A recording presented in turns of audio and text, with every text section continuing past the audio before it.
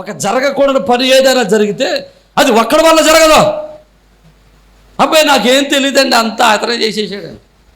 అబ్బాయి నాకేం తెలియదు, అంతా ఆమె చేసేసింది. అబ్బాయి కుదరదు. ఈ రెండు పక్షాల రెండు ప్రక్కల ఆ క్రియలో పాలిభాగస్తులు అవుతేనే అక్కడ క్రమ లేదా శ్రమ జరుగుతుంది, లేదా ఒక క్రియ జరుగుతుంది, ఒక పాపం జరుగుతుంది, మరొక శ్రమ జరుగుతుంది, మరొక గొడవ జరుగుతుంది, మరొక సమస్య పుట్టుకొస్తుంది.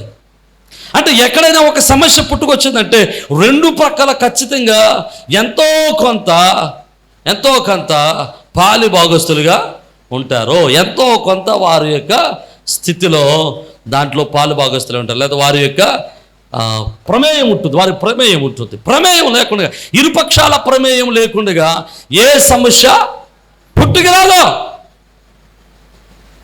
కానీ సమస్య పుట్టుకొచ్చినప్పుడు, ఏదైనా శోధన పుట్టుకొచ్చినప్పుడు నానే వాడిని పక్కనెట్టుకుని పక్కన వాళ్ళ మీద నింద మోపడానికి బాగా సరదాగా ఉంటుంది మనకి. కానీ వాక్యం చెబుతుంది, నువ్వు నిందను మోపవలసిన అవసరం వచ్చినప్పుడు, లేకపోతే ఎవరినైనా తీర్పు తీర్చాల్సి వచ్చినప్పుడు, లేకపోతే ఎవరినైనా నువ్వు ఒకవేళ ఏదైనా గద్దించాల్సి వచ్చినప్పుడు ఏం చేయాలి? పక్షపాతము చూపించొద్దు. నమ్మిన వారు దేవునికి స్తోత్రం చెప్దాం. హల్లెలూయా. ఏం చూపించొద్దు? పక్షపాతం చూపిస్తుంది. నావాడు, వీడు ధనికుడు, ఈ పెద్దోడు, ఈ డబ్బులున్నవాడు. నన్ను దేవుని దగ్గర క్రమ జీవితంలో ఇలాంటి పక్షపాతం చూపించేటువంటి పరిస్థితిని దేవుడు ఎంత మాత్రం కూడా అంగీకరించేవాడు కాదు. నమ్మిన వారు దేవునికి స్తోత్రం చెప్దాం. హల్లెలూయా. కానీ మొట్టమొదటిగా ధర్మశాస్త్ర ఉపదేశకులు అయినప్పటికీ వీళ్ళు ఏం చేశారంటే పక్షపాతాన్ని చూపించారు. పురుషుణ్ణి ప్రక్కన పెట్టారు, స్త్రీని మాత్రం తీసుకొచ్చి యేసు వారి దగ్గర నిలబెట్టారు. ఆమెను రాళ్లతో కొట్టి చంపేయడానికి సిద్ధపడ్డారు. అప్పుడు యేసు వారు అంటున్నాడు, ఆయన బాగా శోధించడం మొదలుపెట్టారు. శోధించడం మొదలు పెడితే యేసు వారు అడుగుతారు, సరే ఒక పని చేయండి, నేను రాళ్లతో కొట్టి చంపొద్దు అంటట్లేదు, కానీ మీరు రాళ్లతో కొట్టి చంపేది కానీ ఆయన రాళ్లతో కొట్టడానికి ముందు మొదటి రాడు మీలో ఎవడైతే పాపం లేదో, ఎవడైతే పాపం చేయలేదని ఉంటాడో, మీలో పాపం లేనివాడు ఆమెల మీద మొదటి రాడు వేయాలి. ఎవడేయాలంటే మొదటి రాడు అంటే దేవుని ఉద్దేశం ఏంటి? యేసువారి ఉద్దేశము ఇప్పుడు వాళ్ళకి ఏమర్థం అవ్వాలి? యేసువారు చంపొద్దు అంటలేదు, చంపాడు. కానీ మీ ధర్మశాస్త్రం చెప్పినట్టే చంపేసుకోండి. కానీ చంపే ముందు మాత్రం ఏ పని చేయాలి? పాపం లేనివాడు మొదటి రాడు వేయాలి. కానీ అక్కడ ఏం జరిగింది? అక్కడ 9వ వచనం అంటాడు, వారు ఆ మాట విని అన్నక్కడ ఒకటి అంకేసి కింద రాస్తాడు. ఏమనంటే వారు మనస్సాక్షి యందు గద్దింపబడిన వారే. మనస్సాక్షి యందు గద్దింపబడిందంట. మనస్సాక్షి గద్దించేసింది. ఏమని గద్దించింది? ప్రతి ఒక్కడ మనస్సాక్షి చెప్తుంది, నువ్వు పాపివి, నువ్వు పాపివి, నువ్వు పాపివి, నువ్వు అపవిత్రుడవో, నువ్వు దోషం చేసిన వాడవు, నువ్వు దోషక్రియలు చేసిన వాడు. ప్రతి ఒక్కడి హృదయం వాడిని, మనస్సాక్షి వాడిని గద్దించినప్పుడు వాళ్ళు ఏం చేశారు? రాళ్ళన్నీ వదిలేసి అమ్మాయిని విడిచిపెట్టి వెళ్ళిపోయారు. జాగ్రత్తగా ఉండండి. యేసువారి యొక్క ఉద్దేశం ఏంటి తెలుసా? నువ్వు ఒకరిని నిందించాలనుకున్నప్పుడు, ఒకరి మీద నువ్వు నింద వేయాలనుకున్నప్పుడు, ఒక వ్యక్తిని నువ్వు గద్దించాలనుకున్నప్పుడు, ఒక వ్యక్తి మీద నువ్వు ఏదైనా చేయాలనుకున్నప్పుడు నువ్వు చేయాల్సిన మొట్టమొదటి విషయం ఏంటంటే నీలో తప్పిదము లేదేమో గ్రహించుకోవాలి. అందుకని అంటాడు మత్తయి సువార్త 7వ వచనంలో, నీ కంట్లో దూలం పెట్టుకుని ఎదురు వాని కంట్లోనంట నలుసు చూస్తాడట. వీడి కంట్లో దూలం ఉంటుందట, కానీ ఏం చేస్తాడు వీడు? ఎదురుడు కంట్లో నలుసు చూస్తాడట, నలుసు తీయాలనుకుంటాడట. మానవ నైజం ఇదే. ఒకవేళ పొరపాటుని ఎవడైనా చిన్న తప్పిదం చేసి దొరికిపోయాడు అనుకోండి, ఆడు చిన్న తప్పు చేశాడు, చిన్న దొంగతనం చేశాడు, వీడు ఎంతకైనా దొంగతనం చేశాడు. వీడు ఒంట్లు మింగేసేవాడు, ఆడు దోమలే మింగాడు. మీకు అర్థమవుతుందా? వీడు ఒంట్లు మింగేసేవాడు, వాడు దోమ మింగాడు. కానీ దోమ మింగినోడు దొరికేశాడు. ఇప్పుడు ఒంట్లు మింగినోడు ఏమంటున్నాడు? ఏయ్ తప్పు కదట్రా, అలా చేయకూడదు కదట్రా, నువ్వు పవిత్రుడు కదా, నువ్వు క్రైస్తుడు కదట్రా, బోడు మాట కదా దేవునికి ఇష్టం. మనకైతే మరీ సరదా కదా. ముందు ఇంక మనం ఏం చేసామో, మన పవిత్రత ఎంతో, మన అపవిత్రత ఎంతో, మనం ఎంత బుద్ధిమంతులమో ఇవన్నీ వదిలేసి మనం ఎదుటివాడి మీద నిందలు మోపడానికి, ఎదుటివాడిని తిట్టడానికి, ఎదుటివాడిని గద్దించడానికి, ఎదుటివాడి మీద పెత్తనం చేయడానికి, ఎదుటివాడి మీద అధికారం చెలాయించడానికి ముందుకు వస్తూ ఉంటాం. ప్రభువు అదే అంటాడు, జాగ్రత్త, నువ్వు తీర్పు తీర్చకూడదు అంటాడు. దేవునికి స్తోత్రం. నీ సహోదరునికి నువ్వు తీర్పు తీర్చేటప్పుడు నువ్వు జాగ్రత్త పడంటాడు. అసలు నీ సహోదరునికి నువ్వు తీర్పు తీర్చాల్సిన అవసరమో లేదు. తీర్పు తీర్చేవాడు దేవుడే. దేవునికి స్తోత్రం చెప్దాం. హల్లెలూయా. తీర్పు తీర్చువాడు ఆయన, నీవు కాదు. తీర్పు తీర్చు పని నీది కాదు. తీర్పు తీర్చు పని మనది కాదు. మనస్సాక్షి కలిగిన వాడు వెంటనే వాళ్ళు ఏం చేశారు, ఆ స్త్రీని విడిచిపెట్టి అక్కడి నుంచి వెళ్ళిపోయారు. నేను మంచి మాట చెప్పి నేను ముగించడానికి ప్రయత్నం చేస్తాను. ఎప్పుడైతే వారందరూ విడిచిపెట్టి వెళ్ళిపోయారో అక్కడ మిగిలిపోయిన వాళ్ళు ఇద్దరే. ఒకటి ఆ స్త్రీ మిగిలిపోయింది, రెండవది యేసు వారు మిగిలిపోయారు. ఆ స్త్రీ పాపంలో పట్టబడింది కనుక అక్కడ నిలబడిపోయింది. యేసు వారిలో పాపము లేదు కనుక ఆయన ఒక్కడే అక్కడ రాడు వేయడానికి సిద్ధంగా ఉన్నాడు. దేవునికి స్తోత్రం. హల్లెలూయా. ఆయన ఒక్కడే రాడు వేయడానికి అధికారం కలిగిన వాడు. ఆయన ఒక్కడే పాపిని శిక్షించడానికి అధికారం కలిగిన వాడు. ఆయన ఒక్కడే పాపి మీద అధికారం చెల్లించి వాడి మీద తీర్పు తీర్చడానికి అధికారం కలిగిన వాడు. కానీ నా యేసయ్య ఈ లోకానికి తీర్పు తీర్చడానికి రాలేదు. నా యేసయ్య ఈ లోకాన్ని శిక్షించడానికి రాలేదు. ఈ లోకంలో ఉన్నటువంటి పాపమును శిక్షించడానికి వచ్చాడు తప్ప పాపిని క్షమించి తన హక్కును చేర్చుకోవడానికి నా యేసయ్య వచ్చాడు. నమ్మిన వారు దేవునికి స్తోత్రం చెప్దాం. హల్లెలూయా. నా యేసయ్య పాపమును శిక్షించాడు కానీ ఎవరిని శిక్షించలేదు, పాపిని శిక్షించలేదు. ఎందుకు తెలుసా? ఆ పాపపు శిక్ష అంతా కూడా యేసువారు ఆయన భుజాల మీద వేసుకున్నారు. ఆయన భుజాల మీద వేసుకుని ఆ శిక్ష నుండి మనలను ఆయన తప్పించాడు. నమ్మిన వారు దేవునికి స్తోత్రం చెబుదాం. హల్లెలూయా, హల్లెలూయా. మనలో ఉన్న ప్రతి తప్పిదము నుండి ఆయన మనలను విడిపించి, ఆయన మనలో ఉన్న ప్రతి పాపము నుండి మనలను విడిపించి ఆయన మనం పరిశుద్ధులుగా చేశాడు. నమ్మిన వారు దేవునికి స్తోత్రం చెబుదాం. హల్లెలూయా. మనం ఇంకా అతిక్రమాలు చేస్తూ, పాప జీవితాలు జీవిస్తూ, దుష్కర్మ జీవితాలు జీవిస్తూ, లేకపోతే దుష్క్రియలు చేస్తూ ఇంకా పవిత్రంగానే మనం బ్రతుకుతున్నామంటే కారణం ఏంటో తెలుసా? మనం భరించాల్సిన ప్రతి బాధ, నీవు భరించాల్సిన ప్రతి బాధ, నువ్వు భరించాల్సిన ప్రతి పిడిగుద్దులో, నువ్వు భరించాల్సిన ప్రతి కొరడా దెబ్బ, నువ్వు భరించాల్సిన ప్రతి రాయి దెబ్బ నా యేసయ్య నీకోసం భరించాడు. నమ్మిన వారు దేవునికి స్తోత్రం చెబుదాం. హల్లెలూయా. మన పాప భారమంతా నా యేసయ్య భరించి మనలను పాపము నుండి పరిశుద్ధులుగా మార్చాడు. నమ్మిన వారు దేవునికి స్తోత్రం చెప్దాం. హల్లెలూయా. అక్కడ యేసువారు అంటాడు, అమ్మా ఎవరు నిన్ను శిక్షించలేదా అంటే, అయ్యా ఎవరు శిక్షించలేదు అంటాడు ఆయన. నేను కూడా నిన్ను శిక్షించాను. నమ్మితే దేవునికి స్తోత్రం చెప్పి. నా యేసయ్య శిక్షించేవాడు కాదు, శిక్ష నుండి తప్పించేవాడు. నమ్మితే దేవునికి స్తోత్రం చెప్దాం. హల్లెలూయా. ఆయన శిక్షించాలనుకుంటే ఈ లోకంలో ఎవడు పరలోకం వెళ్ళాడు. కానీ నా యేసయ్య ప్రేమ కలిగినటువంటి వాడు, ప్రేమతత్వం కలిగినటువంటి వాడు. ఆయన ప్రతి పాపిని క్షమించి పవిత్రపరిచి వారిని పరలోక రాజ్యానికి వారసుని చేస్తా ఉన్నాడు. నమ్మితే దేవునికి స్తోత్రం. అది ఎంతటి పాపమైనా సరే, ఎంతటి దుష్క్రియలైనా సరే, ఎంతటి అతిక్రమములైనా సరే నా యేసయ్య క్షమించుటకు సిద్ధపడినవాడు. ప్రతి పాప శిక్ష నుండి నిన్ను విడిపించుటకు ఆయన సిద్ధంగా ఉన్నాడు. నమ్మిన వారు దేవునికి స్తోత్రం చెప్తాం. హల్లెలూయా. ఆ స్త్రీ జీవితం మనం ఒకసారి ఆలోచన చేస్తే చూడండి, ఆమె ఎప్పుడైతే ప్రభువు నేను కూడా శిక్షించను అన్నాడో ఆమెకు ఊరట కలిగింది. అమ్మ సమాధానం కలిగింది, వెళ్ళిపో అని చెబుతున్నప్పుడు ఆమెకు ఎంత ఊరట కలిగి ఉంటుంది కదండి. ఆమె అనుకుంటుంది, ఇక ఇదే నా రోజు, ఇదే చివరి రోజు, ఇదే చివరి గడియలేక నన్ను వీళ్ళందరూ పట్టుకొని చంపేస్తారు. నాకు న్యాయం తీర్చేవాడు లేడు, నా పక్షాన మాట్లాడేవాడు లేడు, నన్ను బ్రతికించేవాడు లేడు, నా మొర వినేవాడు లేడు, ఇక నేను చావవలసి ఉన్నదనుకుని చావడానికి సిద్ధమైనటువంటి ఆ స్త్రీని నా యేసయ్య మరణము దగ్గరికి వెళ్ళిన ఆ స్త్రీని మరణం నుండి జీవంలోనికి నడిపించాడు. నమ్మితే దేవునికి స్తోత్రం చెప్తా. హల్లెలూయా. నీకు ఒక మాట కూడా చెప్పరా, సిగ్గుతో అవమానముతో ఉన్నటువంటి తన జీవితాన్ని దేవుడు ఇప్పుడు ఘనతగా మార్చాడు. నమ్మితే దేవునికి స్తోత్రం చెప్దాం. మీకు మంచి మాట చెప్తాను, యేసు వారి పాదాల దగ్గరకు వస్తే నీకు మరణము ఎంతటి మరణపు లేకపోతే ఎంతటి మరణమునకు యోగ్యుడవైనా ఆ మరణం నుండి తప్పించి నీకు నిత్య జీవన గ్రహించుటకు ఆయన సమర్థుడు. ఆయన పాదాల దగ్గరికి వచ్చినవాడు ఎవడు శిక్షింపబడలేదు. ఆయన పాదముల దగ్గరికి వచ్చిన ప్రతి ఒక్కడు సమాధానముతోనే ఇంటికి వెళ్ళారు. సమరయ స్త్రీ యేసయ్య దగ్గరికి వచ్చేది.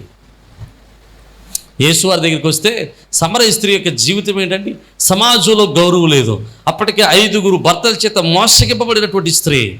కానీ ఆ యేసయ్య పాదాల దగ్గరికి రాగానే ఆమె జీవితాన్ని నా యేసయ్య మార్చాడు. దేవునికి స్తోత్రం. సమాజంలో గౌరవం లేని స్థితిని మరలా గౌరవాన్ని ఇచ్చాడు. సమాజంలో ఏమి మాట చెప్పినా ఆ గ్రామం అంతా కూడా రక్షింపబడిందట. దేవునికి స్తోత్రం చెప్దాం. హల్లెలూయా. విలువలేని సమరయ స్త్రీ జీవితానికి విలువ తెచ్చిన వాడు నా యేసయ్య. మగ్దలేన మరియ అని ఉంటే ఒక స్త్రీ ఉంటది, ఇంచుమించు అనేక దెయ్యములు అపవిత్రాత్మల చేత పట్టబడినటువంటి స్త్రీ యేసయ్య దగ్గరికి వచ్చింది. యేసయ్య అపవిత్రాత్మలన్నిటిని తొలగించి ఆమెను మగ్దలేని మరియగా, మచ్చలేని మరియగా మార్చేశాడు. దేవునికి స్తోత్రం చెప్దాం.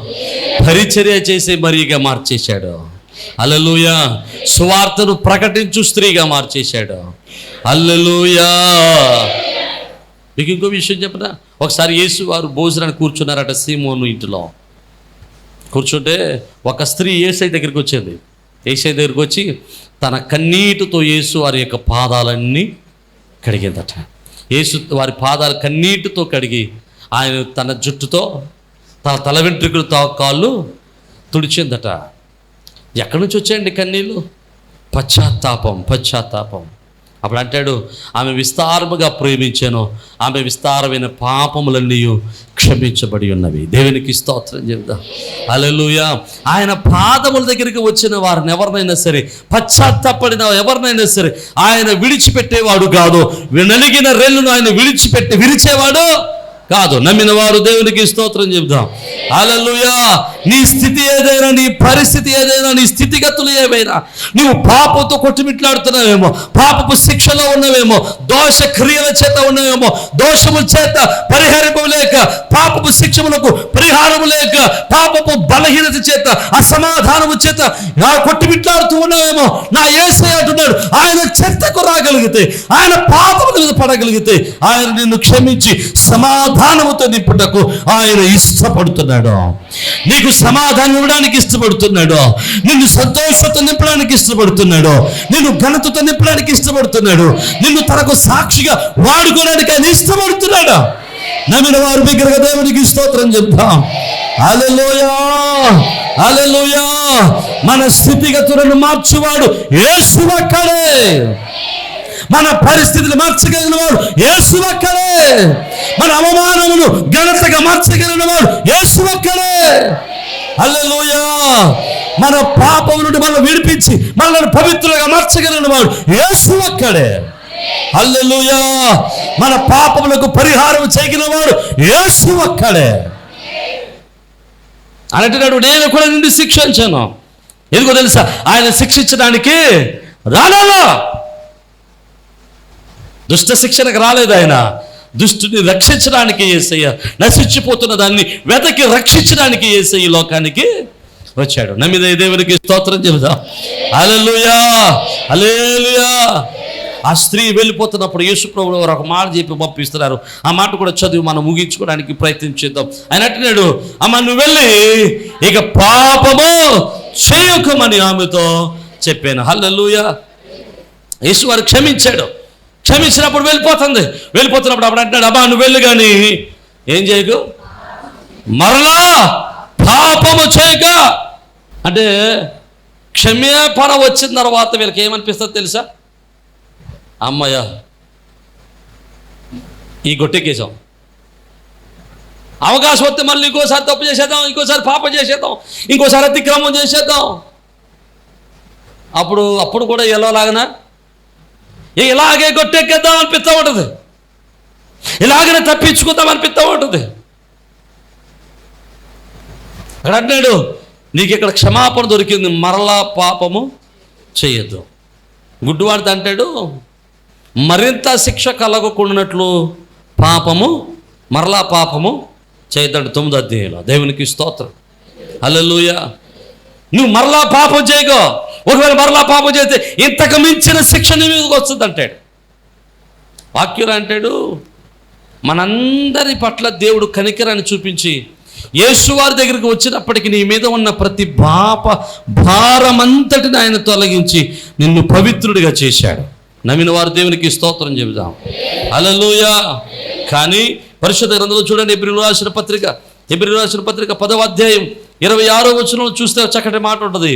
మనము సత్యమును గురించి అనుభవ జ్ఞానం పొందిన తర్వాత బుద్ధిపూర్వకంగా పాపము చేసిన ఎడల పాపమునకు ఇక బలి ఉండదు, న్యాయపు తీర్పునకు భయముతో ఎదురు చూచుటయో విరోధులను దహింపబో తీక్షణమైన అగ్నియు ఇకను ఉండును. దేవునికి స్తోత్రం చెబుదాం. ఎలాగట?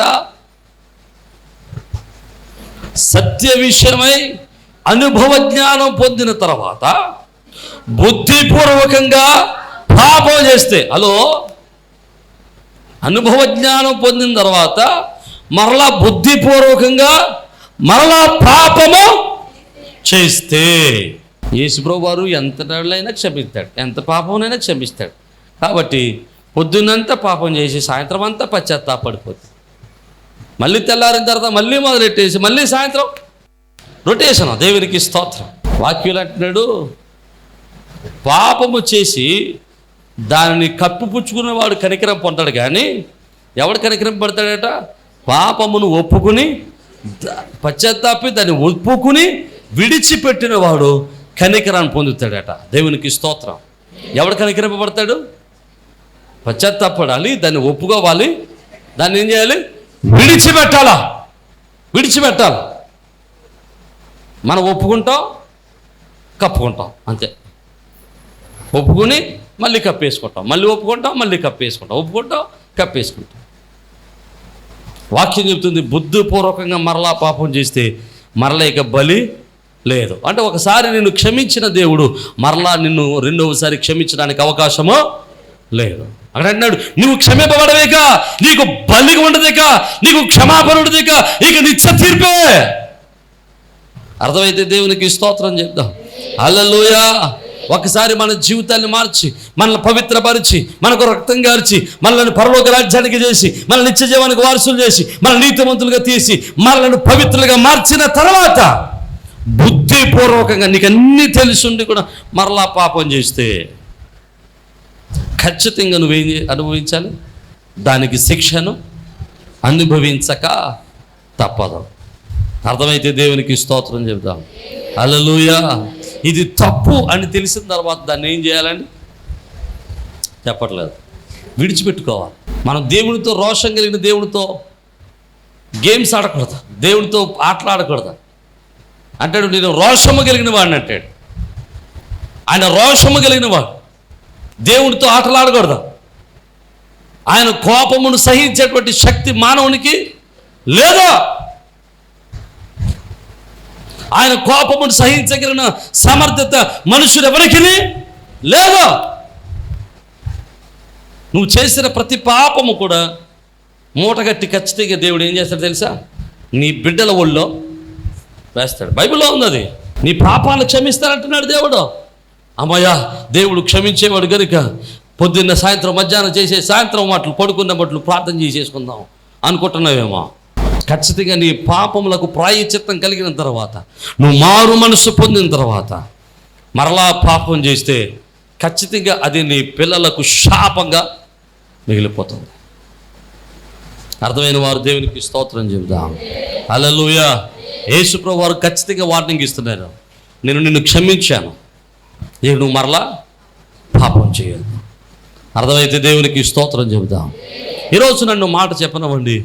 ఈరోజు ఈ సందర్భాన్ని బట్టి 3 విషయాలు మనం నేర్చుకోగలిగాం. ఒకటి, మనం ఎవరికి తీర్పు తీర్చడానికి వీల్లేదు. మనం తీర్పు తీర్చే పని మనది కాదు. ఒకవేళ నువ్వు ఎవరినైనా నిందించాల్సి వచ్చినప్పుడు, ఎవరైనా గద్దించాల్సి వచ్చినప్పుడు ఒక ప్రకారం కాదు ఆలోచించాల్సింది, పక్షపాతం లేకుండా ఆలోచించాలి. మూడవది మన జ్ఞాపకం చేసుకుంటే, మనం ఎదుటివాడిని నిందించే ముందు మనము పరిశీలన చేసుకోవాలి. ఇంకొంచెం ముందరకు వెళ్తే తర్వాత అంటున్నాడు, మన జ్ఞాపకం చేసుకుంటే మన పాపములన్నిటిని, మన అపవిత్రతనంతటిని మన యేసయ్య భరించి మనలను పవిత్రులుగా మార్చాడు. ఇక 4వది చూస్తే, మరలా పాపము చెయ్యదు. అర్థమైతే దేవునికి స్తోత్రం చెబుదాం. హల్లెలూయా. ఈరోజు రండి ఈ మాట చెప్పనివ్వండి. ఒకవేళ ఇప్పటి వరకు మనలో ఏమైనా అపవిత్రత, ఏమైనా దోషక్రియలు, ఏ విధమైనటువంటి దేవునికి ఇష్టం లేనటువంటి క్రియలు మనలో ఉన్నట్లయితే వాటిని విడిచిపెట్టి దేవుని దగ్గర కృపను పొందుకుందాం, క్షమాపణ పొందుకుందాం, ఆయన మహిమను పొందుకుందాం, ఆయన కృపకు పాత్రలం అవుదాం. ఒకవేళ మరలా పాపం చేస్తూ దేవుని శిక్షకు గురవుతున్నామేమో, దాన్ని అన్నిటిని ఒప్పుకొని ప్రభు కనికరాన్ని పొందుకుందాం. అటువంటి కనికరము చేత ప్రభు నిన్ను స్థిరపరచునుగాక, ఆయన కనికరముతో నిన్ను బలపరచునుగాక, ఆయన కనికరము చేత నిన్ను కృపతో నింపునుగాక, నీ కన్నీటిని ఆనందంగా మార్చునుగాక, నీ ప్రతి పాపములన్నిటిని ఆయన పరిహరించి నిన్ను తన కృపతో నింపునుగాక, తన పవిత్రత నీకు అనుగ్రహించునుగాక. మనం మరలా పాపము చేయకూడనట్లు ఆయన తన సన్నిధిని మనకు తోడుగా ఉంచునుగాక. తల్ల ఉంచుదాం, ప్రార్థన చేద్దాం. పరిశుద్ధుడు, కృప కలిగిన తండ్రి, జీవం కలిగిన ప్రభువా, మహిమోన్నతుడా, మహిమగల దేవాశ్చర్యకరుడు, ఆలోచనకర్త, మీకే స్తోత్రాలయ్యా, మీకే స్తోత్రాలు అయా. వినిన వాక్యాన్ని మా హృదయంలో నాటిపచ్చేయండి ప్రభువా. అయా ఇగో తండ్రి, ఎదుటి వారిని నిందించేవాడు మమ్మల్ని మేము సరిచేసుకోకుండా, మమ్మల్ని మేము సరి చూసుకోకుండా ఎదుటి వారిని నిందిస్తున్నామేమో అయ్యా. ఎదుటి వారికి తీర్పు తీర్చడం మా వంతు కాదయ్యా. అయ్యా, ఎదుటి వారిని ప్రేమించే మనస్సు మాకు దయచేయండి నాయన. పాపిని ప్రభువా ఇగో తండ్రి ప్రేమించి పాపమును ద్వేషించే మనస్సు మాకు దయచేయండి అయ్యా. నీ కృపకు మేము పాత్రలకు సహాయం చేయండి అయ్యా. అయ్యా, మీరు మమ్మల్ని క్షమించి మమ్మల్ని పవిత్రపరిచారు, నీ కృపకు మమ్మల్ని పాత్రలుగా చేశారయ్యా. నీకు స్తోత్రాలు అయ్యా. నీ కృపాక్షేమముల చేత మమ్మల్ని నడిపించి భద్రపరచండి. సమస్తమైన దోషముల చేత మేము పీడిపబడుతుండగా అయా, ప్రతి దోషం నుండి మనల్ని పరిహరించండి ప్రభువా.